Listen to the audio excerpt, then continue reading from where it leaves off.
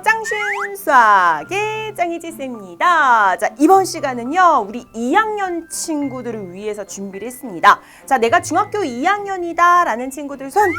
그리고 또는 내가 중학교 2학년 과정을 공부한다 라는 친구들 손! 자, 그런 친구들 모두 다 들으셔도 돼요. 내가 조금 더 위의 학년인데 중학교 2학년 수학이 준비가 되지 않았다라는 친구들 포함해서 중학교 2학년 과정을 공부하는 모든 친구들을 위해 선생님이 준비했습니다. 중학교 2학년 수학 학습법에 대해서 알아보도록 할게요. 자, 여러분들이 사실 공부하기 전에 요런 작업들이 다 되어 있어야지만 그 학년의 공부들을 제대로 할 수 있다라는 거 선생님이 늘 강조하는 부분이고요. 큰 숲을 보셔야 되고 그 숲 안에서 내가 어디에 포인트를 두고 공부를 해야 되는지 그리고 내가 어떤 부분에서 늪에 빠질 수 있는지 그럼 그 부분들을 미리 여러분들이 대비를 해서 빠지지 않도록 올라올 수 있도록 준비를 하시면 되잖아요. 그죠? 그래서 하나하나 선생님이랑 그 방법들 체크를 할 수 있도록 알아보도록 할게요. 자, 항상 여러분들이 확인하셔야 될 게 있죠. 내가 어떤 공부해야 될 부분들이 무엇인지를 명확하게 알고 가셔야 됩니다. 자, 1학기 부분에서는요. 수와 연산 파트 나오시고요. 그 다음 문자와식 파트, 함수 파트 이렇게 크게 구분을 짓는다면 세 가지 파트예요. 수에 대해서 배우고 문자와 식에 대해서 다루고 그 다음 함수가 들어있구나 라는 것을 알고 가시면 되고요. 자, 2학기 넘어왔어. 그럼 뭐 배울까요? 늘 똑같아요. 기하 부분, 도형 파트가 들어가시고요. 그 다음에 통계가 아닌 이제 확률 파트로 들어갈 거예요. 그래서 확률과 통계 중에서도 확률을 배운다라고 생각하시면 돼요.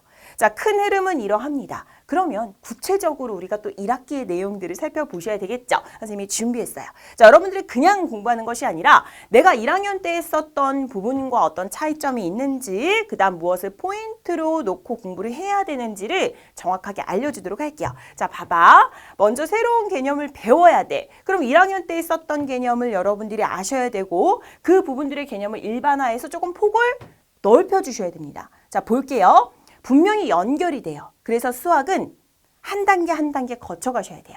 자, 1학년 때 분명히 유리수 파트 공부를 했어요. 그러니까 수와 연산 파트 중에서 수의 체계 파트 중에서 자, 유리수 파트를 공부를 했습니다. 그래서 유리수가 뭔지를 배우고 그 수들을 연산, 즉 계산하는 방법을 배웠단 말이야. 그치? 자, 그래서 개념을 배웠다. 수가 이렇게 확장되는구나 라는 정도를 파악했습니다. 자, 이제 2학년에 넘어오시잖아요. 그럼 뭘 하냐? 그 수의 특징을 분석합니다. 그래서 유리수의 구체적인 수의 그 특징들을 알아보는 거야. 예를 들면 어떤 것이냐면 자, 끝없이 반복되는 어떤 소수의 형태가 있어요. 그래서 그 소수의 형태의 이름들을 유한소수, 무한소수 중에서도 무한소수이구나. 그 중에서도 순환되는 부분이 있구나. 그것은 순환소수이구나. 그럼 그의 특징은 어떻게 나타내지? 얘네들은 왜 이렇게 나타내지? 얘를 분수로 나타내는 방법은 무엇이지? 라는 질문과 함께 그 특징들을 자세히 파악합니다. 물론 유리수에 관련된 특징들을 파악하는 거예요. 자, 그 다음 파트로 넘어가서 문자와식이 나왔어. 자, 문자가 나왔을 때는 1학년 때 문자 몇 개? X 하나 나왔습니다. 그죠? 그래서 우리 1차 방정식 했었잖아요. 기억나시죠? 자, 이어서 2학년에 올라오잖아? 그럼 어떻게 되냐? 자, 문자가 하나가 아니에요. 두둥! 두 개가 됩니다. 문자 하나였던 것을 두 개로 늘렸구나. 이렇게 하시면 돼요. 그래서 방정식이긴 방정식이야. 1차 방정식인데 두 개의 식을 묶어놔서 연립해서 연립방정식. 그러니까 문자는 X랑 Y라는 녀석, 두 녀석이 나옵니다. 그죠? 그래서 X도 만날 수 있고 Y도 만날 수 있어요. 제일 많이 나와요. 물론 A와 B를 쓸 수도 있지만 가장 일반적으로 많이 쓰는 문자가 X랑 Y입니다. 그렇게 해서 우리가 이 문자가 두 개인 이 방정식을 푸는 방법을 체크를 할 거예요. 근데 그 원리는 똑같아요. 자, 이렇게 문자와식이 정리가 됐어요. 그럼 이제 본격적으로 방정식 파트 선생님 방금 말한 거 있죠? 그 부분이 들어갑니다. 자, 하나하나를 살펴보시면 문자와식 파트에서 문자가 하나였던 것이 두 개가 되었고 그를 연립하는 것이 연립 1차 방정식이다 라고 연결을 할 수 있다 라는 것 그냥 하나로 문자와식과 방정식 파트를 가져가시면 돼요. 아시겠죠? 자, 그럼 이어서 마지막 녀석은 문자를 2개 썼잖아. 그러면 본격적으로 우리가 그 2개의 문자가 나오긴 하지만 방정식과는 조금 다른 형태예요. 뭐냐 하면 함수라는 것이에요. 자, 함수가 무엇인지 사실상 우리가 중학교 1학년 때 그 내용에서 정비례와 반비례를 하면서 익혔어요. 정비례와 반비례라는 그 식을 익히고 그를 그래프로 나타내는 작업을 했단 말이야. 사실 그 작업 자체가 우리가 함수를 작업한 것이고 2학년에 올라와서는 그것 중에서도 1차 함수의 그래프를 일반화해서 만들어 봅니다. 무슨 말인지 알겠어요? 그래서 1차 함수를 알아보는구나. 1학년 때는 뭔가 함수 자체의 특성을 나타내는 밑작업을 했고 본격적으로 함수라는 용어를 사용하면서 그 뜻을 일반화한 것은 2학년 때 시작이 되는구나. 우리 방정식도 1차 방정식부터 출발했잖아요. 마찬가지로 함수도 1차 함수부터 출발한다라는 생각해 주시면 돼요. 흐름 잡혔어요? 그래서 우리가 유리수, 문자화식, 방정식, 함수. 그중에 문자화식과 방정식은 어쨌거나 문자를 사용하는 것, 그리고 문자 개수가 하나 더 늘어나는 것, 그걸 방정식으로 어떻게 활용하는지 하나로 연결하시면 된다. 요거 기억하시면 되고요. 그 다음 이제 2번째는 자, 여기선 좀 잘 보셔야 돼요. 뭐냐 하면 응용이나 활용이 나올 거예요. 특히나 2학년 때 되게 많이 나와요. 그래서 이 부분들이 여러분들을 조금 힘들게 할 수 있습니다. 특히 문자화식에 넘어가서 이제 방정식 파트 있죠. 이 방정식 파트에서 여러분들이 2학년 때 수학을 가장 힘들어하는 어떤 이유들이 생깁니다. 뭐냐 하면 여기에 연립 1차 방정식, 즉 줄여서 말하는 연립 방정식에서 응용 문제가 나와요. 그러니까 문장제 문제가 나온다라고 생각하시면 되겠죠. 그래서 그 문제들을 읽고 여러분들이 해야 될 일이 원래는 푸는 거잖아. 근데 이제 2가지가 나와. 식을 만들어야 되고요. 그 다음 그 식을 푸셔야 돼요. 근데 어려운 게 뭘까요? 푸는 건 잘해. 근데 만드는 거. 그 식을 어떻게 만드는지는 방법이 있어요. 선생님과 이제 함께 알아보시면 그 방법들도 모두 여러분들 것이 될 수 있도록 만들어주도록 할게요. 그래서 충분히 할 수 있습니다. 연습을 안 할 뿐이에요. 그래서 여러분들이 그 방법대로 하나하나 잘 따라올 수 있게끔 선생님이 뒷부분에서도 또 만들어주도록 하겠습니다. 자, 그럼 이제 1학기 내용 어떻게 해야 되는지 간단하게 정리 한번 해보도록 할게요. 우리 먼저 기본적으로 1학년 수학으로 기초를 다져야 한다라는 것, 그거는 아주 명확해요. 그래서 여러분들이 1학년 수학을 하지 않고 그냥 2학년 진짜 2학년부터 제대로 한번 해보려고요 라는 친구들이 있으면 자, 앞부분 1학년 거부터 가셔야 돼요. 그래서 선생님이 간단하게 개념들 쫙 훑어주는 강의도 해줄 거거든요. 그래서 그 부분까지를 혹시라도 시간이 없는 친구들은 그거라도 한번 참고를 하셔서 다시 한번 쭉 복습을 해주셨으면 좋겠어요. 1학년의 개념이 잡히지 않으면 2학년 수학 들어오시면 안 됩니다. 무슨 말인지 알겠죠?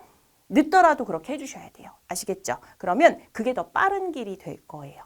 지금 2학년, 1학년 안 된 데부터 출발하시면요. 나중에 좀 더 더디 가실 겁니다. 그래서 나중을 위해서 지금 1학년 걸 탄탄하게 완벽하게 좀 해놓으시고 오셔라 라는 말 해줄 수 있고요. 그 다음 답을 구하는 것도 되게 중요하지만요. 이제 본격적으로 여러분들이 뭐예요? 중학교 수학에 들어왔어요. 그러니까 1학년 때는 연습했잖아. 그래서 기초 개념을 다졌어요. 근데 이제 2학년 때는 본격적으로 여러분들은 중학교 수학에 들어왔어요. 그리고 뭐 하는 거예요? 고등수학 준비하는 거야. 그래서 고등수학을 준비하기 위한 그 중등 과정에서 가장 중요한 부분은 원리를 파악하고 그 다음에 그에 맞는 풀이들을 여러분들이 과정으로 연습을 해주시는 거예요. 그래서 올바른 풀이 과정이 더 중요하다는 것 다시 한번 기억해 주시고요. 복잡한 계산이 있잖아. 그런 부분까지도 본격적으로 나오니까 꼼꼼하게 정확한 계산력이 아직은 익혀지셔야 돼요. 사실은 계산하는 부분은 우리보다 뭐예요? 컴퓨터가 더 잘하죠. 그렇지만 우리가 또 수학에서 문제를 풀어야 되는 부분들, 어느 정도로 내가 결과를 내야 되는 부분들이 있기 때문에 여러분들이 조금은 그 계산을 정확하게 하는 것도 수학의 하나의 능력 중에 하나니까 그것도 좀 체크를 해주셔서 꼼꼼한 체크, 계산력을 다져주셔야 되겠습니다. 되셨죠? 자, 그럼 이제 2학기에 들어왔어요. 1학기에 이렇게 해결했어. 2학기 때 무엇을 하냐? 도형의 고유한 성질에 초점을 맞춥니다. 그래서 우리가 조금 일반적으로 초등학교 과정 때는 삼각형, 사각형, 오각형. 자, 삼각형 왜 180도야? 라고 했을 때 직접 이렇게 색종이 잘라가지고 오려서 붙여보고 180도로 확인해 봤잖아. 그지? 근데 이제는 여러분들이 이제 그렇게 막 확인해가지고 실험하는 게 아니에요. 왜 그러한지를 어떤 수학적인 논리로, 즉 우리가 설명을 해 나가셔야 돼요. 그래서 왜 그러한지 그 성질들을 파악해 보면서 수학적인 원리를 이용해야 된다라는 것. 자, 거기에서 이제 여러분들이 증명이라는 단어를 쓰기는 하는데요. 다 알아는 들으시죠? 이 용어가 없어지긴 했지만 그래도 증명이라는 게 이제 등장을 합니다. 이 증명이라고 하면 내가 설명하는 거야. 수학적인 어떤 성질들을, 즉 도형의 성질들을 이용해서 설명할 줄 알아야 된다. 왜 이러한지를, 자, 예를 들어서 평행사변형이다라고 했을 때 평행사변형이 왜 다 우리가 서로 마주보는 대각의 크기가 같은지 뭐 이런 것들, 그죠? 자, 평행사변형의 뜻이 뭐야? 라고 했을 때 이렇게 생긴 거요가 아니라 서로 마주보는 두 쌍의 대변이 각각 평행한 사각형입니다 라는 그 뜻을 설명할 수 있어야 되는 것. 각각의 뜻을 설명하고 왜 그러한지 각각의 도형마다의 그 성질들을, 이유를 설명할 수 있어야 됩니다 라는 거예요. 그러니까 조금 더 깊이 있게 들어가기 시작한 거죠. 그래서 여러분들이 좀 집중력을 갖고 여기서 이제 할 일은 딱 하나야. 그림 그리는 거. 그림 좋아하는 친구들 있어요? 많이 그리세요. 그래서 연습장에 그림을 좀 그리기 싫어하는 남자친구들, 자, 그래도 그려주셔야 돼요. 왜냐하면 이 도형을 그린 연습을 해주셔야 되고, 더욱더 중요한 것은 보조선 긋는 연습도 해주셔야 돼요. 그래서 나중에 조금 더 응용되는 문제들이 나올 때 여러분들이 충분히 활용할 수 있는 그 힘을 길러주셔야 됩니다. 그래서 도형 그릴 때는요, 볼펜으로 기본 도형 문제 풀 때는 그려주시고, 그 안에 풀이를 할 때는 연필로 이렇게 쭉쭉쭉 바꿔가면서 체크하면서 틀린 부분이 있으면 지워도 그 여러분들이 그린 그 판의 도형이 지워지지 않도록, 이건 연습장 사용법 선생님이 강의 들으셨나요? 거기서 얘기해 줬습니다. 그래서 충분히 여러분들이 연습을 많이 하셔야 되는데 도형을 그리는 연습을 많이 하자라는 것 체크해 두시고, 자, 각도를 구하고 변의 길이를 구하고 넓이를 구하는 작업을 할 거고요. 답지는 절대로 가까이 하지 말고 답이 나올 때까지 여러분들이 그 도형을 많이 구경하시고 시도를 해보셔야 됩니다. 이거는 누구나 하는 말이지만 정말 중요해요. 그래서 아는 말도 내가 이렇게 선생님이 말함으로 인해서 여러분들 한번 더 듣잖아. 그래서 의식하시고 그걸 지키려고 해보시면 그것부터가 여러분들의 실력이 올라가는 거예요. 아시겠죠? 그래서 늘 들었단 말이야 라고 듣지 마시고, 맞아, 그거 맞아, 늘 얘기하는 거지만 나 한번 적용해볼까? 이런 마음으로 들어주셨으면 좋겠습니다. 자, 그 다음 두 번째는 공식이 응용 문제들과 따로 노는 듯한 느낌이 들어요. 그래서 조금 일반화가 어려운 경우가 이제 경우의 수와 확률 파트인데요. 그러니까 예를 들면 이런 거야. 합의 법칙이라는 게 나와. 근데 도대체 이 합의 법칙을 알겠는데 이거 어떻게 적용해? 그지? 그 다음에 내가 이 문제는 합의 법칙을 어떻게 이거 사용해야 되는 것인가? 이런 근본적인 질문부터가 여러분들이 나올 수 있거든요. 그래서 이 부분은 조금 이해를 해주셔야 돼요. 그래서 그 우리가 2학기 파트에 특히나 확률 파트, 경우의 수 파트는 실생활하면서 접할 수 있는 문제들이 너무나 많아요. 그래서 그 문제들을 우리가 다양하게 겪어보고 실제로 내가 적용해보고 활용한다면, 또한 이해를 해주신다면 그 공식이 그냥 이럴 때 이 공식, 이 용어 나오면 이 공식, 저 공식 이렇게 하지 않고, 이러니까 당연히 합의 법칙 사용하는구나. 이러니까 당연히 곱의 법칙을 사용했구나. 라는 그 원리를 파악하게 돼요. 그래서 문제를 실생활에 연결해서 많이 이해를 해보자. 라는 것. 자, 그리고 많은 친구들이 호불호가 많이 갈리는 영역이 이제 확률과 통계, 그 중에서도 확률이거든요. 그래서 되게 재밌어하는 친구들은 실생활에서 많이 나오고 바로바로 적용이 되고 복잡하지 않다라고 생각하는 친구들도 있는데, 그게 잘 또 안 되는 친구들도 분명히 있습니다. 근데 그때의 상황에 맞춰서 여러분들이 직접 세워보는 것도 한 방법이고요. 그 다음에 독특한 센스, 그러니까 결국에는 많은 문제를 풀어보셔야 돼요. 그럼 극복할 수가 있어요. 이게 많은 문제를 풀지 않아도 여기에 여러분들의 뭔가 머릿속에 탁 하고 떠오르는 그 공식들이 바로바로 적용이 되는 친구들이 있어요. 근데 분명히 그게 잘났다 못났다가 아니라 안 되는 친구들도 있습니다. 그것은 수학 실력이랑 상관없어요. 내가 이 확률 파트에서 단지 그렇게 생각이 잘 안 될 뿐이거든요. 그럴 때는 여러분들이 문제를 많이 풀어서 그 임기응변의 그 본능을 깨워주셔야 돼요. 그래서 문제를 많이 푸시면요, 그게 저절로 생겨요. 무슨 말인지 알겠어요? 그래서 확률의 문제들은 다양한 실제 경험들이나 다양한 사례들, 그리고 다양한 문제들을 많이 만나봐야 된다. 그러면 극복할 수 있다라는 거예요. 자, 그래도 그게 극복이 된다면 정말 재미있는 단원 중에 하나가 확률과 통계, 그리고 확률입니다. 그래서 너무 즐겁게 공부할 수 있으니까 그 부분들 미리 생각해 두시면 되고요. 자, 이렇게 해서 크게 선생님이랑 2학년 1학기 수학과 2학기 수학을 나눠가지고 각각의 큰 포인트들을 잡아봤어요. 자, 여기서 끝나지 않고요. 선생님이 또 다음 강의에서요. 1학기의 자세한 내용들, 큰 흐름들 잡아줄 거고요. 2학기에 또 자세한 내용들, 흐름들 크게 또 따로 잡아줄 겁니다. 그래서 오늘 이 시간은요.